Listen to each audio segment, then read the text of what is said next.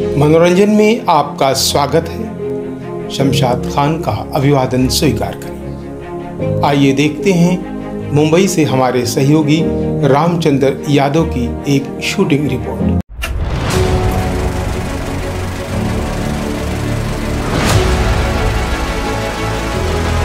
Asian India news में सभी दर्शकों का स्वागत है। अगर आपको हमारा ये कार्यक्रम अच्छा लगे तो आप हमारे चैनल को सब्सक्राइब जरूर करें। सबसे पहले तो बहुत बहुत स्वागत है आपका। आपकी फिल्म का रिलीज हो रही है, सबका बाप अंगूठा छाप। क्या कहना चाहेंगे फिल्म को लेकर? सबसे पहले तो मैं बहुत आभार व्यक्त करता हूँ आप सभी का कि आप लोग जो है हमारी फिल्म के लिए आए हुए हैं और फिल्म के विषय में बात कर रहे हैं। आप लोगों का बहुत आभार। हमारे राम भाई हैं, आपका भी बहुत बहुत आभार। ये जो फिल्म है सबका बाप अंगूठा छाप, इसके निर्माता हमारे प्रदीप भैया हैं, प्रदीप शर्मा जी, और निर्देशक हमारे पराग पाटिल सर हैं। और जैसा कि पराग सर को जाना जाता है जिस तरह के सिनेमा के लिए, पराग सर ने उसको कायम रखा है। और ये जो फिल्म पहले जब ये मुझे टाइटल सुना है तो मैं सोच में पड़ गया कि ये क्या फिल्म है, कि मतलब सबका बाप अंगूठा छाप, ये क्या होगा, सब्जेक्ट इस पे क्या होगा। पर जब नरेट किया इन्होंने पराग सर ने और हमारे प्रदीप भैया ने, तो मुझे लगा कि हाँ, इस तरह का किरदार होता तो है, ये रियल किरदार है। गांव में ऐसे किरदार होते हैं और मैं खुद भी गांव में रहा हूँ, तो कुछ कुछ घटनाएं तो मुझे ऐसे ही मैच हो जाती थी कि मैं ऐसा कुछ किया भी हूँ अपने लाइफ में, तो बड़ा रिलेट कर पाया। और जब शूटिंग करने के लिए गए हम लोग, तो मैंने ऐसा सोचा नहीं था कि इस सब्जेक्ट के लिए जिस तरह का लोकेशन चाहिए और इतना भव्य लोकेशन, मतलब ये मैं प्रदीप भैया को धन्यवाद देता हूँ कि एक अच्छा सिनेमा तभी बन पाता है जब निर्माता भी उस चीज को समझे कि हम कोई चीज बना रहे हैं, उसको बहुत सुंदर और बहुत अच्छे से बनाना है। तो जो जो चीजें चाहिए थी सिनेमा को बढ़िया बनाने के लिए, वो सब इन्होंने दिया, प्रदीप भैया ने दिया। और पराग सर ने एक एक सीन में जिस तरह से एकदम से इन्वॉल्व करके सबको रखा, पूरे टीम को रखा, तो सिनेमा करके तो मजा आया ही। मैं आप लोगों को ये भी बताना चाहता हूँ कि जब मैं सिनेमा का डबिंग कर रहा था तो भी मैं रियल में रोने लगा।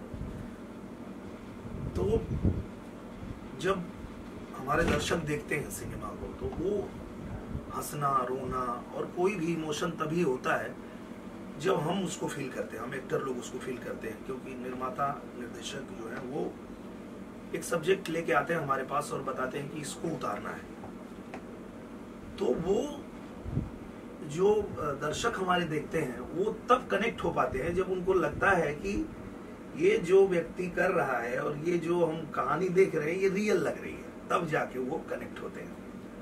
और इसमें माहिर है हमारे पराग सर। मैं जितनी भी फिल्में इनके साथ किया हूँ मैंने देखा है, एकदम जो चाहिए वो एकदम परफेक्ट इनको करने की आदत है, वो करते हैं, इसलिए अच्छा सिनेमा बना पाते हैं।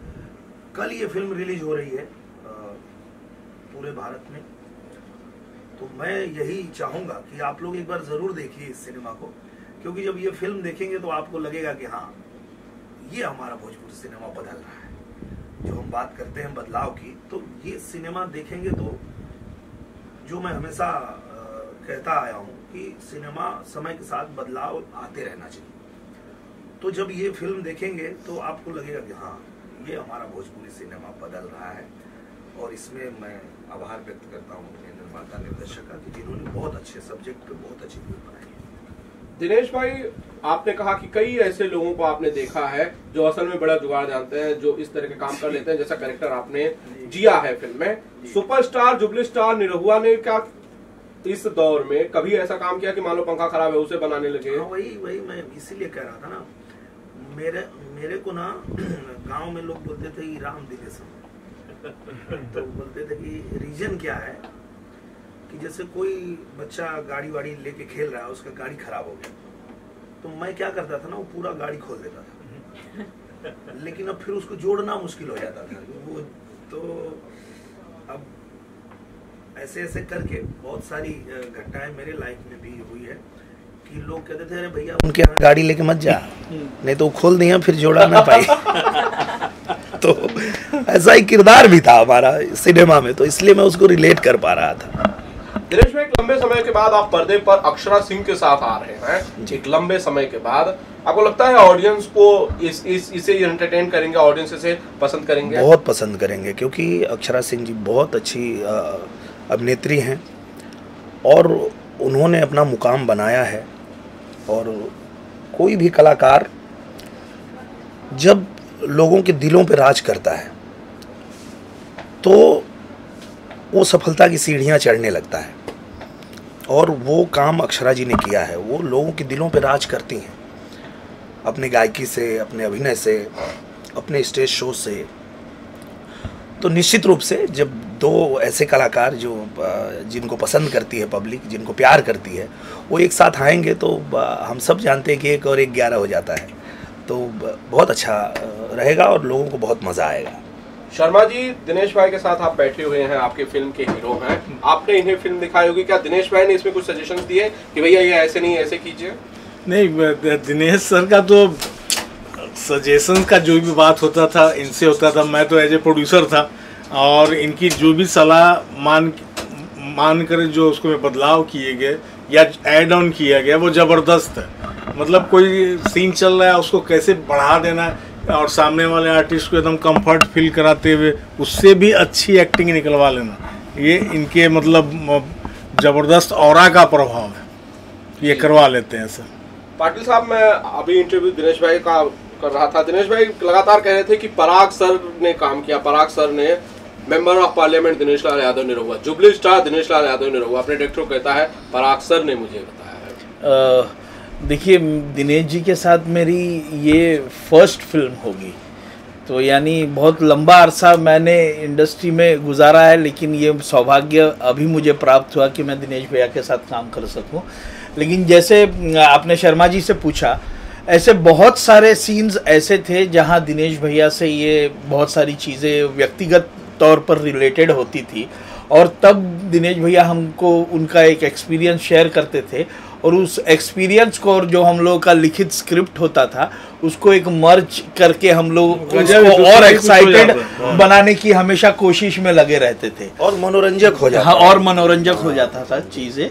तो वो एक्सपीरियंस मुझे पर्सनली दिनेश भैया के साथ काम करके मिला। और दूसरी बात कि बतौर निर्देशक मैंने दिनेश भैया से बहुत कुछ सेट पर सीखा है, यानी जो ऑरा मैं कभी as an director Dinesh ji का ऑरा हमेशा मैंने सिनेमा घरों में या सिनेमा घरों के बाहर बतौर दर्शक ना कि बतौर निर्देशक जो एक्सपीरियंस किया था लाइफ में, वो जब पर्सनली एज एन निर्देशक जुड़कर काम करने का मौका मिला तो तब बातें बहुत गहराई में समझ में आई कि दिनेश भैया को लोग जुबली स्टार क्यों कहते हैं। शर्मा जी, दिनेश भाई बदले नहीं, मैं 10-12 सालों से तो मैं भी इंटरव्यू कर रहा हूँ, दिनेश भाई बदले नहीं, Nirahua, jubilee star, star jubilee star और मेंबर ऑफ पार्लियामेंट, बदलते नहीं है दिनेश भाई। कुछ कहना चाहते हैं? आपको लगता है दिनेश भाई बदले नहीं बदले? नहीं, बिल्कुल नहीं बदले। आप कैसी बात कर रहे हैं अजीब। मैं तो अभी सांसद बने हैं, उसके बाद मैं समझता हूँ पहली बार ही मिला हूँ, और तब से बैठे बात ही कर रहे हैं हम लोग।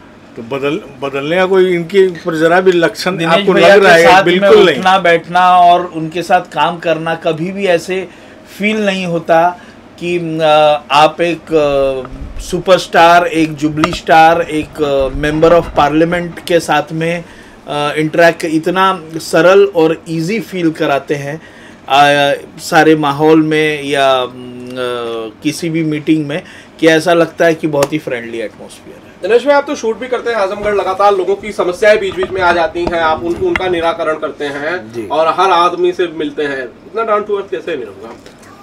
मुझे लगता है कि जिनके वजह से हम लोग जो भी बने हैं, चाहे हमारे निर्माता हैं, निर्देशक हैं या हमारे दर्शक हैं, ये सब लोग अपना पैसा, अपना समय, अपना टैलेंट, ये सब कुछ लगा के हमको बनाते हैं, हीरो बनाते हैं, या ये लोग अपना आशीर्वाद देके, सहयोग देके हमको नेता भी बना देते हैं। जनता जो है, जिसने मतलब हमने उनको कुछ दिया तो है नहीं, फिर भी उन्होंने जो मान सम्मान दिला दिया, तो हम तो उनका पैर धो के अगर जीवन भर पिए तो भी उनका कर्जा नहीं उतरेगा। तो हम किस बात का घमंड करें, किस बात का हम अकड़ दिखाएं उनसे, उस जनता से, अपने निर्माता से, अपने निर्देशक से। बनाया तो इन्होंने है। तो मुझे लगता है कि जो हमें बनाता है उसको अगर कोई भी व्यक्ति याद रखे कि हमको इन्होंने ही बनाया है, हमको ये जनता ने बनाया है, हमको निर्माता निर्देशक ने अपना समय पैसा लगा के हमको बनाया है, तो फिर मुझे नहीं लगता कि कोई भी व्यक्ति बदलेगा या अकड़ दिखाएगा। ठीक है। दिनेश जी, बदलाव की बात हो रही थी, आप प्रदीप सर से पूछा गया था कि कितने बदल गए, आप अपने आप में कितना बदलाव देखते हैं एमपी बनने के बाद? एक चीज़ हुआ है जो पहले नहीं हो पाता था। जब हम लोग कहीं शूटिंग करने जाते थे तो जो दर्शक हैं वो आते थे तो हम उनसे हाथ जोड़ते थे, पर उनकी आंखों में एक चीज़ दिखता था हमेशा कि हमारा हीरो है, ये हमारी समस्या सॉल्व कर देगा, पर हम नहीं कर पाते थे। हम हाथ जोड़ते थे, हाथ हिलाते थे, निकल जाते थे। पर अब हम जब शूटिंग करते हैं, वही जनता हमारे बीच आती है, तो उस जनता ने हमको इतना पावर दे दिया है कि हम अब उनकी कोई भी समस्या तुरंत सुलझा देते हैं। किसी का गांव का सड़क बनाना है, तुरंत हम लिखते हैं, बन जाती है। कहीं पुल बनाना हम लिख देते हैं, बन जाती है। किसी के घर पे इलाज के लिए पैसे नहीं हैं तो हम लिखते हैं, और मुख्यमंत्री जी हमारे योगी आदित्यनाथ जी, हमारे प्रधानमंत्री जी, मतलब 20-20, 25-25 लाख रुपए इलाज के लिए वो तुरंत दे देते हैं किसी गरीब को। तो ये हम पहले नहीं कर पाते थे। अब जनता ने हमें उस लायक बनाया है, उस जगह बिठाया है कि हम अब उनकी समस्या भी सुलझा पाते हैं। लेकिन इस लायक बनने में निरहुआ ने एक लंबी लड़ाई लड़ी है। लड़ाई तो लड़ना ही पड़ता है। देखिए क्या है कि जीवन एक संघर्ष है, और बिना लड़े तो मतलब कोई जीवित रह ही नहीं सकता ना। तो जीना है तो लड़ना तो पड़ेगा, और जीवन में कुछ भी करना है तो लड़ना पड़ेगा। तो लड़ाई से तो पीछे हटना ही नहीं चाहिए। खुद भगवान ने कहा, खुद कृष्णा भगवान ने कहा कि भाई ये जो है धर्म युद्ध है, तो इसको तो लड़ना पड़ेगा। इसलिए लड़ाई हम लोग लड़ते हैं और हमेशा लड़ते रहेंगे। मेरी तरफ से हो गया, आप लोगों को जी। दिनेश जी, हाल ही में एक मीटिंग की गई थी, योगी आदित्यनाथ जी आए हुए थे मुंबई जी। फिल्म बंधु जो योजना है उसके अंतर्गत कैसे देखते हैं आप? बॉलीवुड वालों को भी किया गया है कि वो भी आकर फिल्म शूट करें, इसके लिए क्या कहेंगे? बहुत ये अच्छी बात है, और पूजनीय महाराज जी बहुत पॉजिटिव रहते हैं। मैंने उनको जितना जाना है, मैं उनके ही कृपा से जहाँ पे हूँ, उन्हीं की कृपा से हूँ। उन्होंने ही मुझे ले जा करके और एमपी बनाया। ये एकदम क्लियर है कि आजमगढ़ में मैं नाम का सांसद हूँ, असली सांसद वहाँ के योगी जी ही हैं, महाराज जी ही हैं, क्योंकि वहाँ एक एक काम पे उनका ध्यान रहता है और वो हर काम आजमगढ़ के लिए कर रहे हैं। अब बात आती है बॉलीवुड की, तो आपने देखा होगा कि जब लॉकडाउन लगा था और पूरे फिल्म इंडस्ट्री का काम बंद था, उस दौरान भी जब लॉकडाउन खुला तो पूजनीय महाराज जी आए थे मुंबई, और मुंबई लोगों को ये कहने के लिए आए थे कि आप आकर के यूपी में शूटिंग करिए, हम आपको सुरक्षा भी देंगे, हम आपको सहायता भी देंगे। और उन्होंने किया, बहुत लोगों को पैसे मिले, उनको सब्सिडी मिली। अब जब पूजनीय महाराज जी आए थे तो उन्होंने जो हमारे यूपी में फिल्म सिटी बन रही है, वहाँ इन्वेस्टमेंट करने के लिए लोगों को प्रोत्साहित करने के लिए आए थे, और बहुत अच्छी मीटिंग रही और सब लोग बहुत उत्साहित भी हैं कि ये भारत की जो फिल्म सिटी है ये पूरे भारत के लिए है। ऐसा नहीं कि सिर्फ यूपी के लिए है, नहीं नहीं नहीं, ये हर इंडस्ट्री के लिए। क्योंकि जो पूजनीय महाराज जी का कहना ये था कि आने वाले 50-100 साल में जो टेक्निक आने वाली है उसके लिए भी हमको तैयार रहना है, और इसके लिए अत्याधुनिक स्टूडियोज़ और सारी सुविधाएं वहाँ पे रहनी चाहिए। ताकि उनका कहना ये था, उन्होंने मीटिंग में ये भी बात कही कि फिल्मों का बहुत बड़ा योगदान है। फिल्में जो है वो समाज को दिशा भी दिखाती हैं और मनोरंजन भी करती हैं। तो इसलिए उसका योगदान समझते हुए महाराज जी ने उसको प्राथमिकता दिया है, और मुझे लगता है कि वर्ल्ड की बेस्ट फिल्म सिटी में से एक फिल्म सिटी बनने जा रही है। ठीक है। ठीक है दिनेश भाई, थैंक यू सो मच। बहुत धन्यवाद, बहुत धन्यवाद, बहुत धन्यवाद। कनेक्ट ले शुभकामनाएं।